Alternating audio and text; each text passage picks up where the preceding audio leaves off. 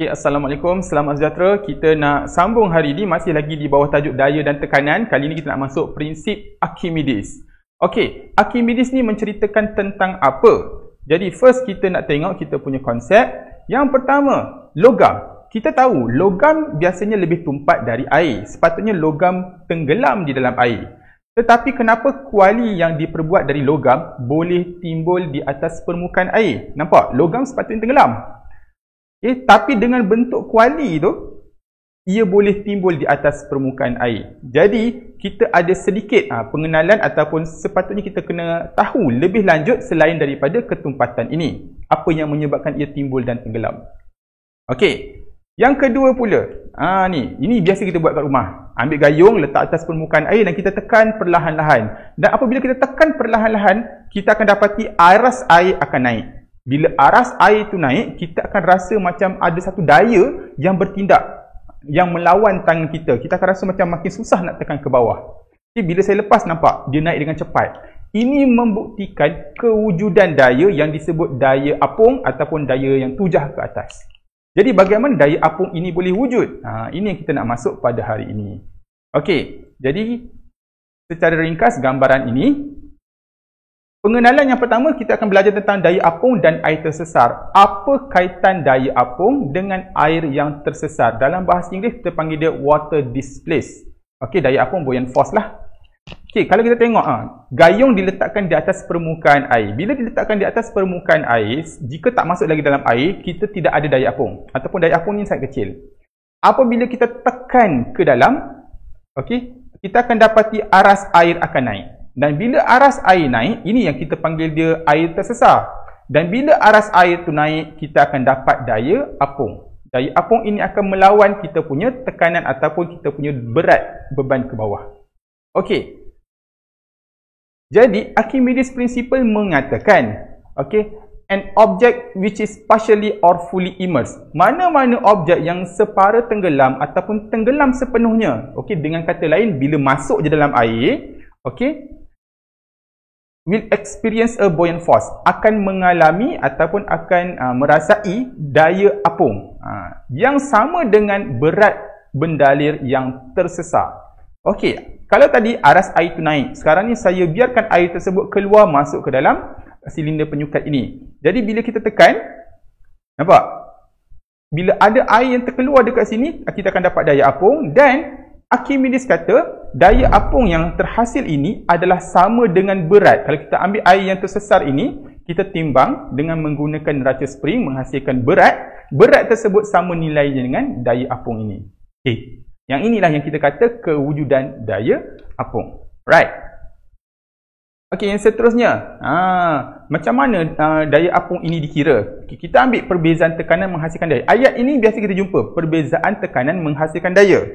Okey, kalau bila ada objek yang tenggelam dalam air, permukaan atas ini akan dapat tekanan rendah. Kita dah belajar tekanan air makin dalam, tekanan makin tinggi. Jadi kat permukaan atas ini tekanannya rendah. Kat bawah ni tekanannya tinggi. Bila ada perbezaan tekanan tinggi dan tekanan rendah, perbezaan tekanan akan menghasilkan daya. Daya itu akan bertindak dari tekanan tinggi ke tekanan rendah. Jadi kalau kita nak imagine tu macam mana? Okey, saya bagi contoh. Kita ada satu bilik yang kita bahagi dua bilik tersebut. Lepas tu kita ada pintu kat sini. Pintu ni boleh bergerak kanan dan kiri. Okey, kalau sini tekanan tinggi, kalau sini tekanan tinggi, ini pun tekanan tinggi. Apa jadi dengan pintu ni? Tekanan tinggi menolak. Tekanan tinggi pun menolak. Jadi pintu ini tak dapat nak bergerak ke mana-mana. Maknanya daya yang bertindak pada pintu ini adalah sifar, paduan daya sifar. Okey, sebab pintu tu tak bergerak. Tetapi jika sebelah sini tinggi dan sebelah sini rendah, tekanan rendah. Nampak? Bila ada perbezaan tekanan, bilik sini tekanan tinggi, bilik sini tekanan rendah, maka akan wujud daya. Daya akan menolak daun pintu ini ke tekanan rendah. Nampak? So pintu ni akan terbuka. Gitu.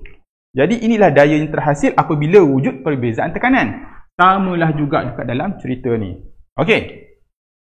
Kalau kita tengok tekanan rendah dengan tekanan tinggi, Jadi kita tekanan rendah tu H1, tekanan tinggi tu H2.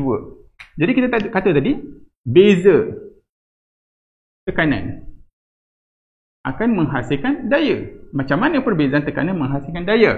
Kita dah belajar P sama dengan H rho G. Ini ialah tekanan dalam benda ataupun dalam cecair. Perbezaan tekanan maknanya kita ada tekanan tinggi, tekanan rendah. Saya ambillah P2 tolak P1. Bermaksud kita ada H2 rho 2 G2 tolak H1 rho 1 G1. Okey, nampak? P2 dengan P1. Disebabkan rho dengan G ini sama, kita boleh H2 tolak H1 rho dan G. Nampak? Ini beza tekanan dia lah. So, beza tekanan ni saya letak sebagai huruf P sahaja. Okey. Dan kita dah belajar yang kedua. P sama dengan F over A. Di mana daya terhasil apabila P ini didarab dengan A. PA sama dengan F. Nampak? Yang bawah tadi kita buat ni atas. Jadi PA sama dengan F. Jadi P ini bila kita darab dengan A, ini pun kita kena darab dengan A. Apa jadi? So PA adalah sama dengan daya. Jadi apa jadi dengan formula ni? So H2 tolak H1, kalau kita tengok H2 tolak H1, kita akan dapat H antara kedua tekanan tinggi tu. Kita ambil H, okey, rho G dan A. Okey. A dengan H ni kita boleh darab. Kalau ingat lagi lah, A darab H dapat apa? A darab H, kita akan dapat isi padu. Okey. Luas darab dengan ketinggian dia. Nampak dapat isi padu. Jadi H dengan A ni V, isi padu. Rho ialah ketumpatan cecair dan G ialah kita punya pecutan graviti. Dapatlah daya apung. Tu daya yang bertindak tu, anak panah tu. Daya yang bertindak ke atas ataupun kita panggil dia tujahan ke atas. V rho G. Inilah yang kita cerita sebagai daya apung dan bagaimana nak menghitung daya apung menggunakan formula ini nanti. Okey. Ini tak ada benda lah. Pengenalan sahaja. Okey. Jadi sebenarnya nak tu je. Kita nak P sama dengan V rho G.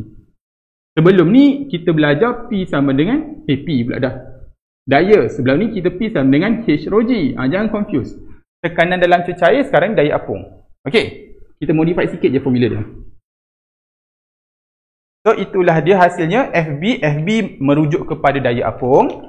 V ialah isi padu, rho dan G. Rho ketumpatan dan G ialah pecutan graviti. Okey.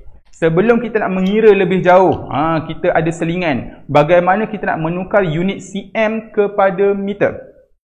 Okey, saya terus laju. 50 cm adalah berapa meter?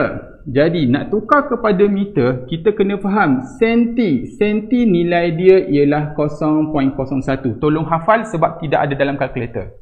Jadi 50 cm bermaksud 50 senti. Darablah dengan 0.01. Okey, dapatlah 0.5 meter. Boleh faham setakat ni? Senang. Itu kalau sentimeter. Kalau dalam sentimeter kuasa 2, ni luas. 50 cm kuasa 2. Bagaimana nak buat? Kita tak boleh simplify letak kuasa 2 je macam ni. Okey. 50 cm kuasa 2 bermaksud ni, luas. Macam mana dapat 50 cm square? Kalau nak mudah, 50 darab 50 cm darab dengan 1 cm, betul tak? 50 cm darab 1 cm dapatlah 50 cm square. Okey. Sekarang ni kalau kita tukar kepada meter, kita anggap macam ni. 50 cm kita tukar kepada meter. 50 cm tukar kepada meter ialah 0.5 meter. 1 cm tukar kepada meter 0.01 meter. Nampak? Lepas tu kalau nak darab, maknanya dalam meter 0.5 darablah dengan 0.01. Gitu. Jadi 50 cm kuasa 2 ialah 50 cm kuasa 2 darab dengan 0.01 darab dengan 0.01. So kalau nak mudah, saya padam. Saya faham? Okey. So kita permudahkan. 50 cm, 50 darab 0.01. 50 cm kuasa 2. Bagaimana nak buat? Ambil 50 ni, 50 darab dengan senti. 0.01 disebabkan dia ada kuasa 2, letak kuasa 2 dekat sini. Nampak tak beza? So, kalau kita tekan kalkulator, sepatutnya kita akan dapat berapa? Okey, kalkulator tak buat keluar lagi. Sembang kira sekejap. Kita buat keluar kalkulator. Kena mahir ni kena mahir. Okey, 50 darab dengan 0.01. 0.01 tu wajib hafal, sentimeter. Tapi sebab sentimeter kuasa 2, kita letak kuasa 2. Okey, kalau kita tengok dapan kita ialah 5 kali 10 negatif 3. Meter kuasa 2. Nampak? Ini kalau nak tukar kepada sentimeter kuasa 2. Nampak tak? Tak sama jawapan. Okey, kalau 50 cm padu. 50 cm padu. Kenapa nak kena? Sebab dalam Archimedes kita akan belajar tentang isi padu. Jadi memang kena tahu isi padu ni. Okey, 50 cm padu maknanya apa? So macam ni lebih kurang ni isi padu. Jadi nak mudah ialah 50 cm darab dengan 1 cm darab dengan 1 cm. Dapat tak 50 cm padu? Dapat. Tapi kalau kita tukar dalam meter, nampak 0.05 darab dengan 0.01 darab 0.01. Nombor dia dah tak sama. Jadi kita permudahkan 50 cm padu. Bagaimana nak kira? Okey. 50 senti 0.01 padu kuasa 3. Nampak? Laju. Jadi 50 tadi kalkulator kita 50 kali 0.01 kita letak kuasa 3. Ni isi padu. Tak, kita dapat 5 kali 10 kuasa negatif 5 kali 10 kuasa negatif 5 meter padu. Nampak? Kena belajar, kena tahu bagaimana cara nak menukar unit ini. Kerana dalam Archimedes, kita akan belajar isi padu, V rho G. Jadi, kadang-kadang dia bagi isi padu tu dalam sentimeter. Kena tahu bagaimana tukar kepada meter. Okey. Jadi, kita pergi kepada yang seterusnya. Right, kita padam. Okey, situasi. Okey, ini ialah yang kedua. Situasi bagi daya apung. Daya apung ni ada banyak situasi. Okey, 1, 2, 3, 4, 5 saya senaraikan kat sini. Right, jadi kita akan tengok satu persatu bagaimana dikatakan daya apung sama dengan berat sebenar tolak berat ketara, daya apung sama dengan berat air tersesar. Okey, daya apung sama dengan V rho G bila nak kira macam tu. Right, kita tengok satu-satu. Yang pertama, ni. Kalau dia bagi neraca spring, alright. Daya apung sama dengan berat sebenar tolak berat ketara. So, daya apung FB, kalau saya tulis simbol sahajalah. Okey. Berat sebenar biasanya kita letak WO. Nampak? Tolak dengan berat ketara. Berat ketara, berat yang tipu tu lah. Apa maksud berat ketara? Berat ketara ialah berat yang bukan berat sebenar lah. Berat apabila terdapat daya apung yang bertindak. Contoh, kalau dekat udara kita letak kita punya pertimbangan, berat kita ialah 30 Newton. Inilah berat sebenar. Apabila kita timbang dalam air, kita akan dapat ringan sikit, 25 Newton. Macam kita lah. Kalau kita timbang berat kita, beratnya. Pergi timbang dalam air. Kita akan dapat kita punya berat kita lebih ringan. Jadi berdasarkan rajah, hitung daya apung yang bertindak ke atas bongkah. Daya apung sama dengan berat sebenar. Berat sebenar ialah 30. Tolak dengan 25 berat ketara. Kita akan dapat 5 Newton. Itu maksud dia. Okey, seolah-olah macam inilah. 30 Newton tu, ni gambar yang 30 Newton ini. Okey, bayangkan tangan kita support berat tersebut menjadikan dia lebih ringan, 25 Newton. Jadi berapa berat yang tangan kita support ni? Atau berapa daya yang tangan kita support? 5 Newton. Tolak sahaja. Ini sangat senang. Okey, itu cerita yang pertama, situasi yang pertama. Okey. Kita masuk situasi yang kedua. Ni apa cerita ni? 20 Newton. 20 Newton ni apa? 20 Newton ni berat sebenar. Mana tahu berat sebenar? Apabila dia terapung di udara. Bila dia terapung di udara, okey, berat ditunjukkan ialah berat sebenar. 0 Newton ni apa? Berat air yang tersesar. Tidak ada air yang tersesar. Jadi bila dia celup dalam kita panggil ni Eureka can, tin Eureka, air akan tersesar masuk ke dalam cawan ini dan ditimbang oleh penimbang digital menunjukkan bacaan 15 Newton. Okey. First kita kena kenal 20 Newton ini apa? 20 Newton ialah berat sebenar. Berat sebenar. Habis tu yang 15 Newton tu apa? 15 Newton ini ialah berat air yang tersesar. Nampak? Jangan kata apa berat ketara pula. Okey? Dia bukan berat ketara. Berat ketara ialah berat yang ditunjukkan pada neraca spring ini untuk berat yang ditenggelamkan ini. Sekarang ni neraca ini membaca berat air yang tersesar 15 Newton. Jadi disebabkan kita tengok situasi kita tadi, daya apung adalah sama dengan berat air yang tersesar, jadi inilah juga sebagai daya apung. Nampak? Okey, sebab inilah yang Archimedes cakap, daya apung sama dengan berat air yang tersesar. Okey. So daya apung yang bertindak ke atas bongkah, inilah dia 15 Newton. Jadi hitung berat ketara bongkah ni. Jadi kalau asalnya 20 Newton, beratnya 20 Newton ke bawah, tiba-tiba ada daya apung yang bertindak ke atas 15 Newton. Kita dah belajar macam mana kita nak cari daya. Jadi 20 tolak 15. Dapatlah baki dia berat ketara 15 Newton. Salah. 20 tolak 15. 5 Newton. Okey. Itu baru situasi yang kedua. Okey, ada 5 situasi Yang seterusnya, situasi yang ketiga.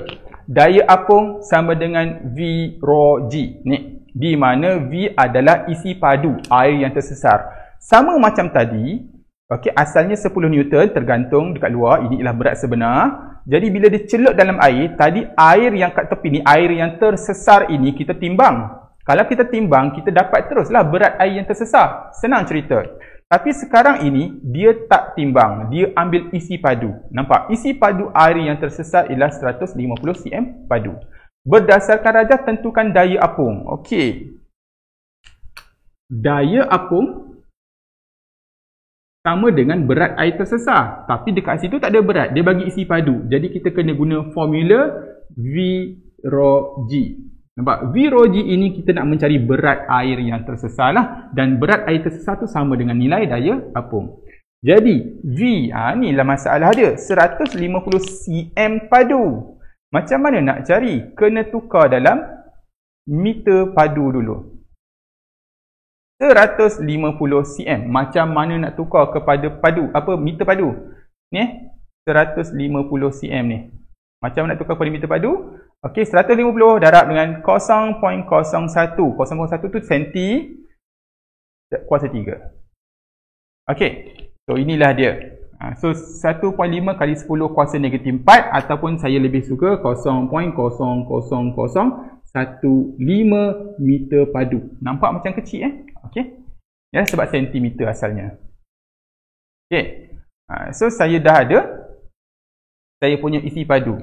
V rho G. So ni V kita lah. So senang cerita 0.00015. Okey, V rho dan G. Nak cari daya apa Rho kita ketumpatan air. Ketumpatan air sepatutnya saya bagilah. Tapi sepatutnya kita tahu ketumpatan air ialah 1000 dan graviti kita ialah 9.81. So cuba kita kira kita akan dapat berapa. Okey, seharusnya kalau kita tekan kalkulator kita akan dapat 1.4715 Newton. Ni daripada pengiraan saya ni lah. Mula-mula kita cari V dulu Kita tukar kepada meter. Okey, kenapa nak kena tukar meter? Sebab kita nak cari daya N. Newton ialah unit SI. Jadi tak boleh guna sentimeter. Right. Ini soalan A. Jadi dia tanya soalan B pula. Hitung berat ketara. Okey, hitung berat ketara. Padam Macam mana dikatakan berat ketara? Okey. Ni bongkah tadi, berat dia ke bawah. Okey, berat dia ke bawah ialah 10 Newton. Tarik ke bawah 10 Newton. Lepas itu, kita dah kira tadi daya apung. Daya apung tolak ke atas 1.4715 Newton. Nampak? Kita dah boleh kira berapa berat ketara. Berat ketara tu ialah dia punya jumlah daya lah yang bertindak.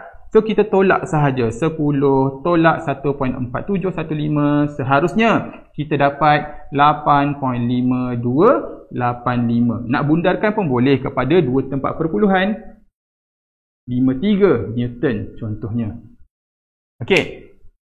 Tak ada masalah. Ini ialah situasi yang ketiga. Okey, ini juga situasi yang ketiga, V rho G juga, tapi soalan lain. Sebuah blok kayu dengan berat 12 Newton direndam sepenuhnya dalam air. Okey, jika isi padu bongkah kayu adalah 1500.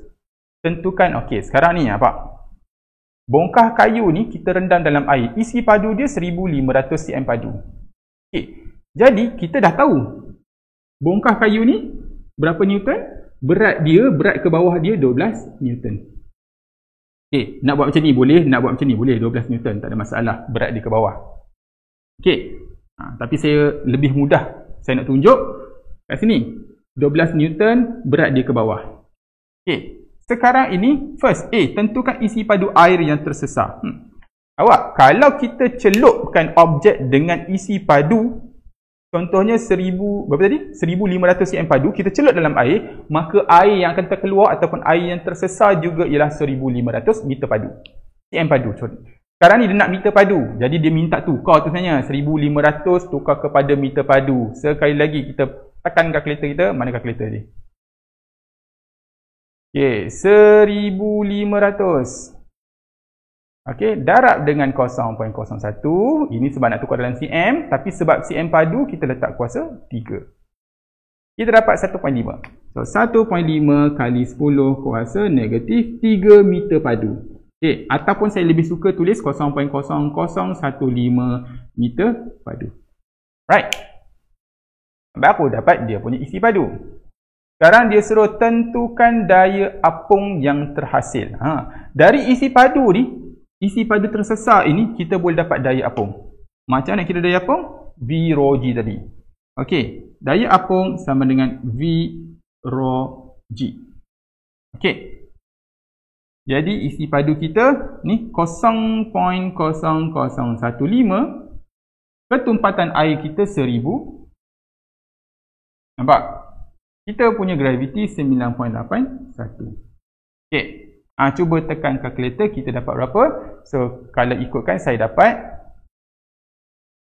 14.715 Newton. Okey, jadi memberitahu kita dengan isi padu ini menghasilkan daya apung sebanyak 14.715. Nak bundar jadi 72 pun boleh. Okey, syarat dalam fizik minimum 2 tempat perpuluhan Okey, nampak? Cerita yang pertama, cerita yang kedua. Okey. Sekarang ini, dari gambar ni, kita cek. Dia tanya C, tentukan pergerakan bongkah apabila dilepaskan. Semasa dalam air, kita pegang bongkah dalam air, berat dia ke bawah 12, daya apung dia 14. Jadi bila kita lepas, apa berlaku? Tentulah bongkah ini akan bergerak ke atas. Kerana daya apungnya lebih besar dari berat. Ini yang menyebabkan dia timbul. Timbul dan tenggelam suatu objek adalah disebabkan daya apung dia. Kalau daya apungnya kecil, kurang dari berat, berat akan tarik ke bawah lah. Menanglah berat, tenggelam. Manakala jika daya apung dia besar, daya apung dia boleh menolak ataupun melawan berat 12 Newton ini supaya dia boleh terapung ke atas. Jadi, pergerakannya ke atas. Okey, gitu. Sebab tu kayu dia timbul atas air.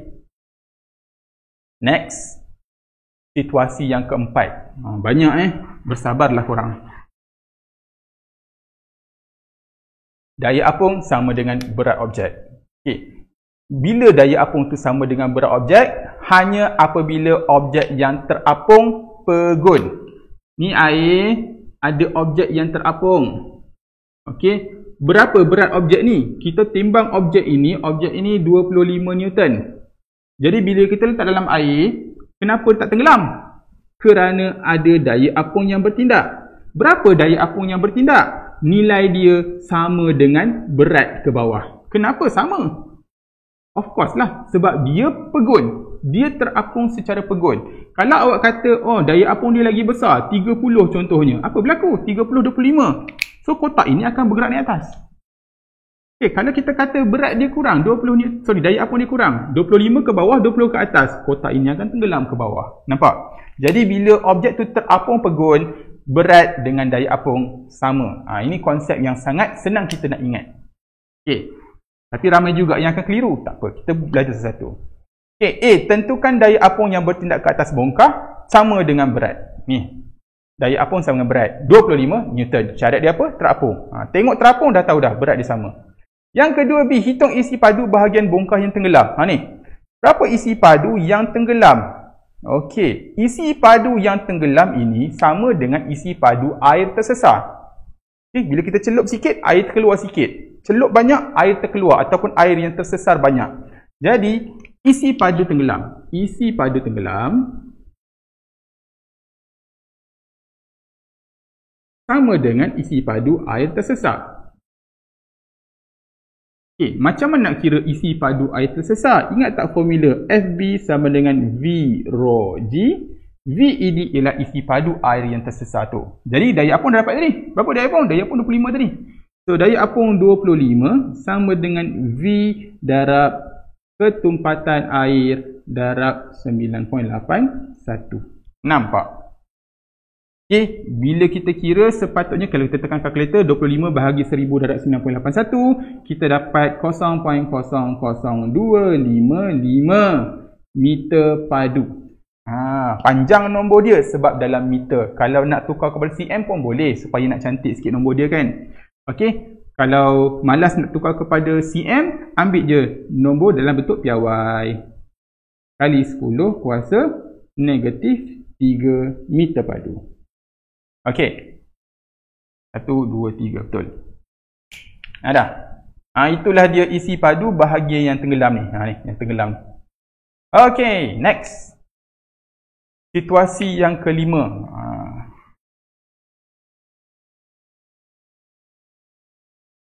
Berat muatan maksimum sama dengan daya apung yang maksimum. Okey. Apabila isi padu maksimum. Macam mana tu?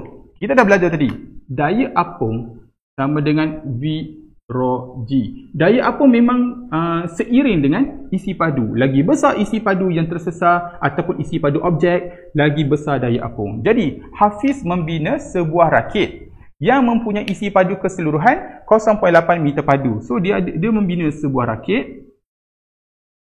Alright. Ini rakit dia.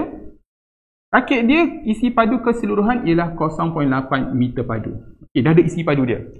Jadi, hitung berat maksimum yang boleh ditampung oleh rakit tersebut. Dengan isi padu 0.8 ini, dia boleh menampung berapa berat maksimum. Okey, berapa berat maksimum adalah sepatutnya sama dengan berapa maksimum daya apung. Gitu.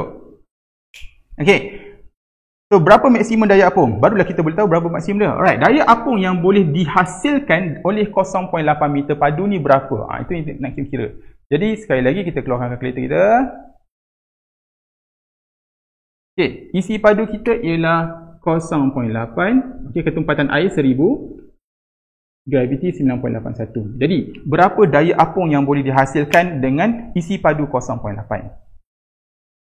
Okey, 0.8 darab dengan 1000 darab dengan 9.81. Boleh tak keluar nombor? 9.81. Okey, 7848. 7848 Newton.